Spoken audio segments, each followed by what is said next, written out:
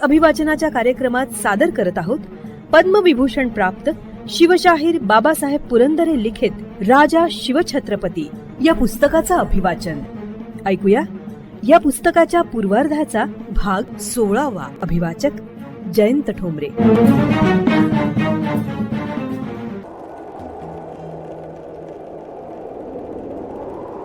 हत्ती बिथरले.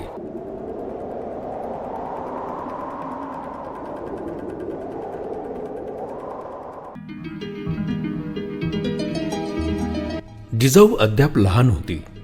शिंदखेडला होती तोपर्यंत तिचं जग माहेरच्या उमऱ्याहात होतं. पण आता दौलताबाद इथं बादशाही राजधानीत राहण्याची वेळ आली होती. आणि मग सुलतानशाहीतले एक एक सुलतानी चाळे तिला दिसू लागले. नवे नवे भयंकर प्रकार ऐकू येऊ लागले. तिचे कोवळे काळीज करचळू लागले. लुटालुटी, देवळांचा आणि देवांचा चक्काचूर, आगीचे प्रलय, कापाकापी वगैरे प्रकार मोगल आणि इतर सुलतानांच्या स्वाऱ्यातून हमखास होत होते. मराठे केवळ रणांगणावर मरत नव्हते, तर खेड्यातही, शहरातही, घरातही. त्यांचा अपराध कोणता? जन्माला आले हाच अपराध. जिजाबाईला कसेसेच वाटे हे पाहून. पण हे असं का घडते आणि किती दिवस घडत राहणार हे मात्र तिला समजत नव्हतं. तिला सुलतानी सत्तेची शिसारी येऊ लागली. मलिक अंबर हा निजामशाहीचा फार चांगला वजीर म्हणून त्याची कीर्ती ऐकू येत असे. पण त्यालाही नखे होतीच. त्याचे खायचे दात वेगळे होते. जिझिया करासारखाच एक कर त्यांनी कोकणात बसवला होता. त्या कराचे नाव होते जकाते हिंदुवानी.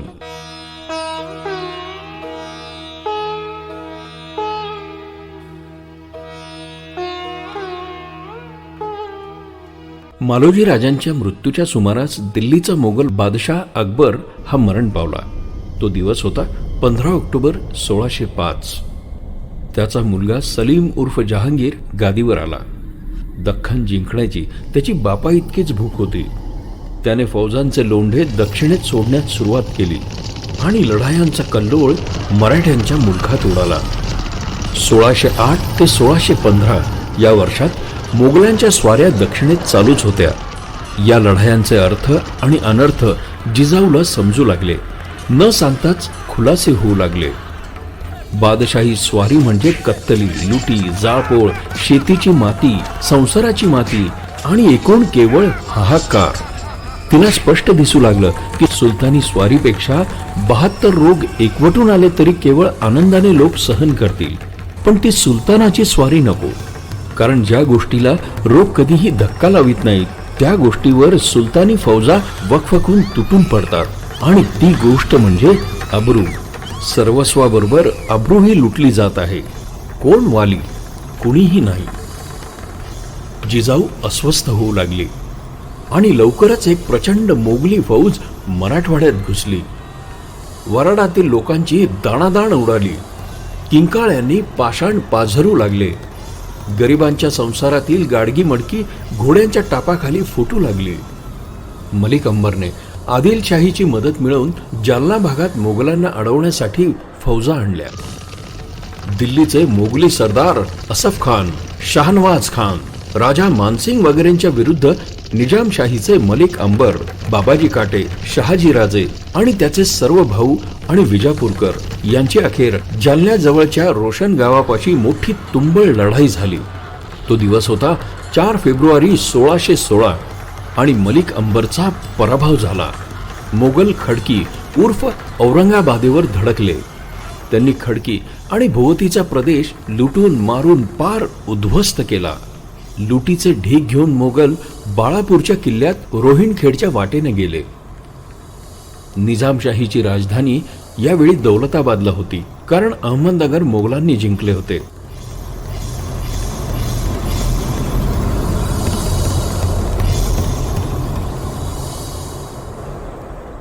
दिल्लीच्या सुलतानांना दख्खनची तहान लागली होती.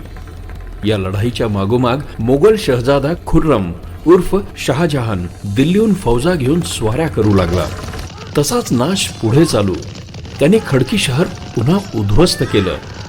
लढायांमध्ये मराठ्यांची सर्वतोपरी भयंकर हानी होत होती. मरत होती मराठ्यांची जवान पोरं. कुणाकरता? कोणत्या ना कोणत्या तरी सुलतानी करता अखेर मराठ्यांचीच माती का का का? जिजाऊंच्या डोळ्यांपुढे हे प्रश्न ठिणग्यांसारखे तडतडत. हे आपले शूर मराठे कोणत्या ना कोणत्या सुलतानी करता लढतायत, मरतायत. कुणी निजामाची बाजू घेऊन, तर कुणी आदिलशहाची बाजू घेऊन, तर कुणी मोगलांची बाजू घेऊन. पण आपल्याच बायका पोरांची बाजू घेऊन लढायला मात्र कुणीच तयार नाही. जिजाऊंचे मन या गोष्टीने व्याकुळ होते. वेशीवर घोड्यांच्या टापा वाजल्या की लोक सैरावैरा धावत सुटत. मुला लेकरांची, पती पत्नींची, बापा लेकांची ताटातूट होई. न पळू शकणारे म्हातारे म्हाताऱ्या मरत. धाड परत गेली की गावात लोकांनी येऊन पाहावे ती घरे पेटलेली, माणसे मेलेली, अनेक तरण्या पोरी बेपत्ता झालेल्या. कुणाला हाक मारावी? मराठा सरदारांना हे दिसत नव्हते का? असेल, पण डोळे आणि कान झाकूनच घ्यायचे ठरवले म्हणजे काय उरणार? स्वार्थ आणि लाचारी. आणि एके दिवशी भयंकर गोष्ट घडली, जिजाऊला रडायला लावणारी.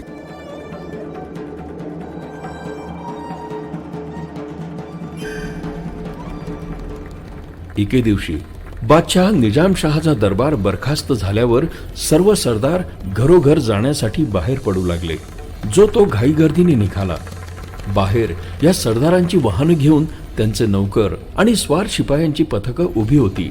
कोणाचे घोडे, कोणाचे हत्ती, कोणाच्या पालख्या. राजवाड्याबाहेर पडत असलेल्या अमीर उमरावांचे हे नौकर लोक आपापल्या धन्याला लवकरात लवकर घेऊन जाण्याकरता स्पर्धा आणि गर्दी करू लागले. त्या गर्दीत सरदार मंडळींचे झेंडेही फडकत होते. गर्दी होऊ न देता वाट मोकळी करण्याचा प्रयत्न दरबारचे भालेदार करू लागले. काही सरदार वाहनात बसून मार्गी लागलेही. लखुजीराजे जाधवराव असेच त्वरेने मार्गस्थ झाले होते. मागे गर्दी, गोंधळ चालूच होता. एवढ्यात भयंकर आरोळ्या आणि किंकाळ्या उठल्या. शेकडो डोळे दचकून तिकडे वळले आणि पाहतात तो सरदार खंडागळ्यांचा धिप्पाड हत्ती सोंड सपासप फिरवीत, मस्तक जोरजोराने हलवीत आणि चित्कार करीत गर्दीवर तुटून पडला होता. दिसेल त्याला सोंडेने उचलून तो आदळीत होता. त्याच्या पायाखाली मस्तकांचा आणि बरगड्यांचा चुराडा होत होता. लोक भयंकर किंकाळ्या फोडीत पळत होते, कित्येक मरत होते. हत्ती सोंड उंचावून बेफाम धावत सुटला होता. क्षणात एकच धावाधाव आणि कालवा झाला. खंडागळ्यांचा हत्ती बिथरला. हत्ती बिथरला. हत्तीवरती माहूत होता.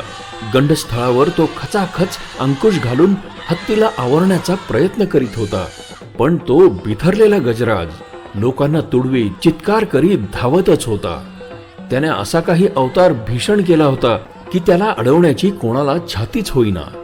परंतु एखाद्या कळपातल्या हत्तीने गर्जना केली असता दुसऱ्या कळपातल्या हत्तीला ज्याप्रमाणे ती सहन होत नाही, त्याप्रमाणे खंडागळ्यांच्या हत्तीचा तो पिसाट पराक्रम हत्ती इतक्याच शूर बहादराला तो सहन झाला नाही. त्याचे नाव दत्ताजी जाधवराव. जिजाऊचा हा भाऊ, लखुजी जाधवरावांचा पुत्र, शहाजी राजांचा मेव्हणा. दत्ताजीने आपल्या घोडेस्वारास हुकूम सोडला की भाले बर्च्या चालवून त्या पिसाळलेल्या हत्तीस आवरा. लगेच स्वारांनी आणि दत्ताजींनी स्वतःही हत्तीवर चाल केली. पण तो हत्ती म्हणजे प्रलय काळाचा मेघ भासत होता. जखमा होत असूनही तो जास्तच धुमाकूळ घालीत होता. त्याने जाधवरावांच्या अनेक स्वारांना घोड्यावरून सोंडेनं ओढून दणादण भुईवर आदळलं आणि पायाखाली चिरडून मारलं. दत्ताजीचे सैनिक हत्तीपुढे पराभूत झाले. मरण चुकवण्यासाठी ते पळत सुटले. हा पराभव दत्ताजीला झोंबला. दत्ताजी हत्तीहूनही जास्त पिसाळला. तो सिंहाप्रमाणे दृष्टी रोखून थेट हत्तीवर धावून गेला. एवढ्यात शहाजी राजांचा चुलत भाऊ म्हणजेच विठोजी राजांचा मुलगा संभाजीराजे भोसले हा मोठ्याने ओरडून दत्ताजीला म्हणाला, राजे, हत्तीस मारणे गरज नाही. आणि संभाजीराजे आणि खेळोजीराजे हे भोसले बंधू हत्तीच्या रक्षणासाठी धावले. खंडागळेही आपल्या हत्तीला जाधवांच्या हल्ल्यातून सोडवण्याकरता यत्न करू लागले. हत्ती जखमांनी रक्तबंबाळ होऊन शेंद्राच्या डोंगरा एवढा दिसत होता. तो आपले मस्तक जोरजोराने हलवीत धावत होता. भोसले आणि खंडागळे हत्तीला दत्ताजीच्या हातून वाचवण्यासाठी धावले. पण तेवढ्यात दत्ताजीनं हत्तीवर घाव घालण्यास सुरुवात केली. हत्तीला मारू नका, हत्तीला मारण्याची गरज नाही असं ओरडून संभाजीराजे म्हणत होते आणि हत्तीवरचे घाव अडवित होते. पण दत्ताजी चिडून इतका बेफाम झाला होता की त्याने काहीही न ऐकता सपासप वार घालून हत्तीची सोंड साफ छाटली. त्याच्या सोंडेतून रक्ताचा धबधबा पडू लागला. हत्तीचे सामर्थ्य आणि वैभव संपले. तो ची ची करू लागला. पण एवढ्यावरच संपलं नाही. हत्तीला पुरते घायाळ करून दत्ताजीने एकदम संभाजीरावांवरच हल्ला चढवला. ऐकेना, त्याची तलवार सपासप फिरू लागली आणि मग दोघात खडाजंगीची लढाई सुरू झाली. खडाखड घाव पडू लागले. दत्ताजींची आणि संभाजींची ही झटापट पाहून दोघांच्याही बाजूची मंडळी हत्यारे घेऊन धावली. एकच झुंबड उसळली आणि दोन्ही पक्षात अटीतटीची झुंज सुरू झाली. आपल्या चुलत भावावर आपला मेव्हणा तुटून पडलेला पाहून खुद्द शहाजीराजांना संताप आला. आपल्या आणि जाधवरावांच्या संबंधांकडे दुर्लक्ष करून शहाजीराजे संभाजीराजांच्या मदतीला धावले. दत्ताजी ढाल आणि तलवारीने लढत होता. तो इतक्या विलक्षण आवेशाने तलवार फिरवित होता की जणू आपल्या भोवती त्याने तेजोवलयच बनवलं होतं. त्या आकस्मिक युद्धामध्ये सामील झालेल्या वीरांच्या गर्जनांनी दिशा बधीर झाल्या. अनेक मुंडकी जमिनीवर गडगडत लोळू लागली. रक्ताच्या सड्याने धुरळा दबला आणि उडाला. दत्ताजी जाधवराव उडाला. संभाजी भोसल्यांच्या हातून दत्ताजी ठार झाला. लखुजींचा मुलगा भोसल्यांच्या हातून मेला. राजे लखुजी जाधवराव आधीच पुढे निघून गेलेले होते. ते खूप दूरवर गेलेले होते. एवढ्यात वाऱ्याच्या वेगानं मुलाच्या वधाची ही बातमी त्यांच्याकडे दौडत आली आणि मग एक भयानक ज्वालामुखी भडकला. ती बातमी ऐकून लखुजी रागाने लालेलाल झाले. त्यांच्या अंगाची लाही उडाली. त्यांच्या क्रोधाने सृष्टी शहारली.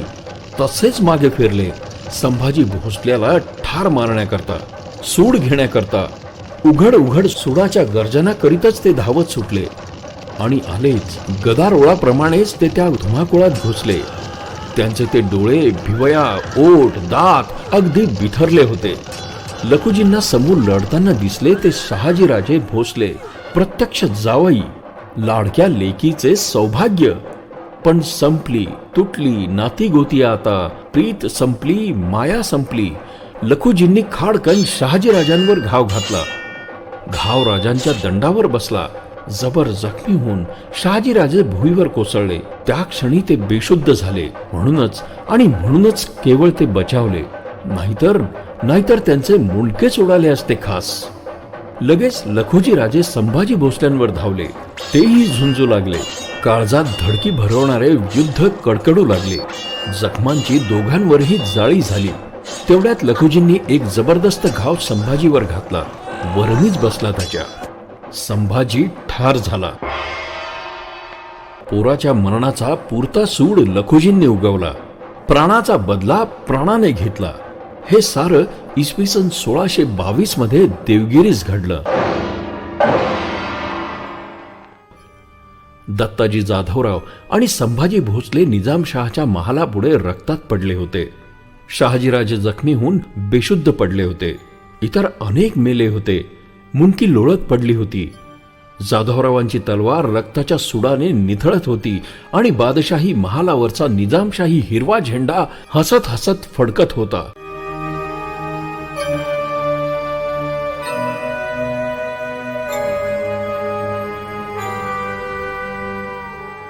एवढं भयंकर रणकंदन झाल्यानंतर मग हसरत जिल्हे इलाही निजामशाह बादशाह महालातून बाहेर आले. त्यांनी उभय पक्षांचे सांत्वन केले आणि त्यांना झगड्यापासून परावृत्त केले. जाधवराव मंडळी दत्ताजीचे आणि भोसले मंडळी संभाजीचे प्रेत घेऊन दुःख करीत तिथून स्वस्थानी गेली. काय म्हणायचे या प्रकाराला? कोणते नाव द्यायचे? 1 तासापूर्वी कोणालाही कल्पना नव्हती की इथे असा भयंकर प्रकार घडणार आहे. ती पण 1 तासात वादळ उठलं आणि मराठ्यांच्या तलवारी एकमेकांचे मुर्दे पाडण्यासाठी एकाएकी उसळल्या. मराठ्यातील यादवी सामर्थ्य विधात्याहूनही मोठे होते का? होय, विधात्याने रेखलेल्या भाग्यरेखाही ही यादवी आपल्या पावलांनी सहज पुसून टाकीत होती. महाराष्ट्राच्या कुंडलीत अवचित घुसून शुभग्रहांचीही माथी भडकवणारी ही अवदसा मराठ्यांची दणादाण मराठ्यांच्याच हातून उडवीत होती. जाधवराव आणि भोसलेराव यांच्या ढाली तलवारी जिजाऊ शहाजींच्या लग्न योगाने एकत्र आल्या. दोन कर्तृत्ववान मराठी मनगटे एकजीव झाली. अगदी सासरे जावयाच्या नात्यानं एकजीव झाली. आता कदाचित काही भाग्याचे सौभाग्याचे घडेल अशी आशा कोणा आशावंताच्या मनात उगवते न उगवते तोच ती अवदसा घुसलीच मध्ये. भाग्य राहिले, सौभाग्यही राहिले, वैधव्य मात्र भाडी आले. दत्ताजी जाधवरावांच्या आणि संभाजी भोसल्यांच्या बायकांचे कुंकू ढळले. रक्त गळून गेले होते. आता गळत होते अश्रू.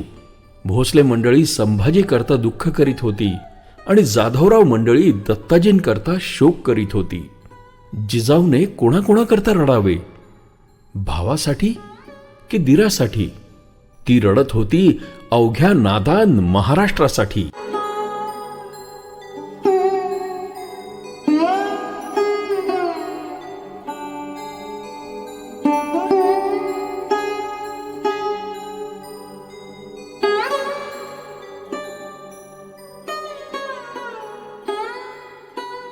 श्रोते हो, पुस्तक अभिवाचनाच्या कार्यक्रमात पद्मविभूषण प्राप्त शिवशाहीर बाबासाहेब पुरंदरे लिखित राजा शिवछत्रपती या पुस्तकातल्या पूर्वार्धाचा भाग 16वा आज आपण ऐकलात. रसिक हो, आपल्याला हे पुस्तक अभिवाचन आवडतंय, भावतंय, ऐकावंसं वाटतंय हे आपण दिलेल्या कमेंट्सवरनं लक्षात येतच आहे. पण आपण आपल्या याविषयीच्या कमेंट्स, प्रतिक्रिया आम्हाला रेकॉर्ड करूनही पाठवू शकता. या पुस्तक अभिवाचनासाठी येणाऱ्या प्रतिक्रियांवर आधारित प्रतिसाद या विशेष कार्यक्रमात त्याचा नक्कीच समावेश केला जाईल. मग आता त्यासाठी आमचा व्हॉट्सअप क्रमांक आहे 94 222 55 909. क्रमांक पुन्हा एकदा ऐका 9422 55 909. तसंच तुम्ही ईमेलही करू शकता. त्यासाठी आमचा मेल आयडी आहे image27@gmail.com. IMAGEAD27@gmail.com. तेव्हा आपल्या प्रतिक्रिया रेकॉर्ड करून आम्हाला नक्की पाठवा. आम्ही त्याची आतुरतेने वाट बघतो आहोत. आणि आता जाता जाता रेडिओ जयंतचे दर्जेदार कार्यक्रम ऐकण्यासाठी, त्याचं वेळोवेळी नोटिफिकेशन मिळवण्यासाठी रेडिओ जयंत लाईक करा, शेअर करा. आणि हो, रेडिओ जयंतच्या या यूट्यूब चॅनलचं सबस्क्रिप्शन फ्री आहे. तेव्हा लगेचच रेडिओ जयंतला सबस्क्राईब करा.